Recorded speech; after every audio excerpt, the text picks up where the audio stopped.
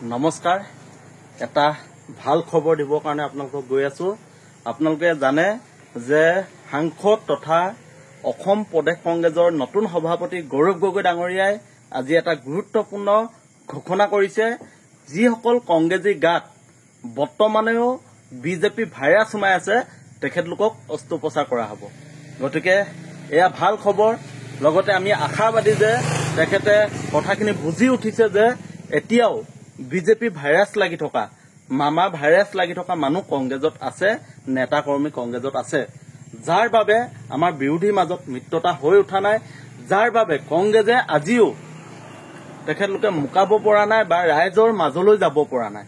বিভিন্ন সময়ত বিভ্ৰান্তিকৰ কথা কৈ দিয়ে, বিভিন্ন সময়ত সাংগঠনিক দিশত তেখেতলোকে অন্য ধৰণৰ ভূমিকা পালন কৰে। গতিকে তাৰ বিৰুদ্ধে আজি গৌৰৱ গগৈ ডাঙৰীয়াই যি ধৰণে কৈছে যে যিসকল কংগ্ৰেছী গাত বৰ্তমানেও বিজেপি ভাইৰাছ সোমাই আছে তেওঁলোকক অস্ত্ৰোপচাৰ কৰা হ'ব। এয়া আমি আদৰণি জনাইছো, গৌৰৱ গগৈক ধন্যবাদ জনাইছো যে ২৬ৰ বাবে যদি আমি এখন যুঁজ কৰিবলৈ হয় তেতিয়াহ'লে বিৰোধী ঐক্যবদ্ধ হ'ব লাগিব আৰু যুঁজখন আমি কেতিয়াও গাদ্দাৰসকলক লগত লৈ আমি যুঁজখন জিকিব নোৱাৰো। গতিকে গাদ্দাৰসকলক আমি চিনাক্তকৰণ কৰি আমি তেখেতলোকক বিদায় দিব লাগিব, তেখেতলোকক আঁতৰাই পঠিয়াব লাগিব, বিৰোধী পক্ষলৈ পঠিয়াই দিব লাগিব। আমি একত্ৰিতভাৱে আমি যেনেকৈ লাচিতে গাদ্দাৰ হিচাপে মমায়েকৰ ডিঙি কাটি দিছিলে, ঠিক তেনেকৈ আমি লাচিতৰ হেন্দাং ল'ব লাগিব আৰু লাচিত হৈ যুঁজিব লাগিব। আৰু এই কথাষাৰ গৌৰৱ গগৈ ডাঙৰীয়াই বুজি পোৱাৰ কাৰণে তেখেতক আমি ধন্যবাদ জনাইছো আৰু আহ্বান জনাইছো যে আপুনি নেতৃত্ব লওক, বিৰোধীক ঐক্যবদ্ধ কৰক আৰু ২৬ৰ যুঁজখন বিজেপিৰ বিৰুদ্ধে আপুনি শক্তিশালী কৰি তোলক। আমি আপোনালোকৰ লগত আছো।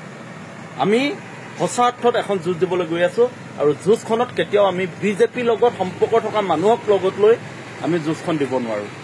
কাৰণ মনত ৰাখিব, সদায় ঘৰৰ নিগনিয়েহে কাপোৰ কুটে আৰু কংগ্ৰেছৰ কাপোৰ কুটি আছে তেখেতলোকৰ নিজৰ ঘৰৰ মানুহে, কংগ্ৰেছীয়ে। আজি কংগ্ৰেছক হৰুৱাই আছে কোনে? কংগ্ৰেছীয়ে।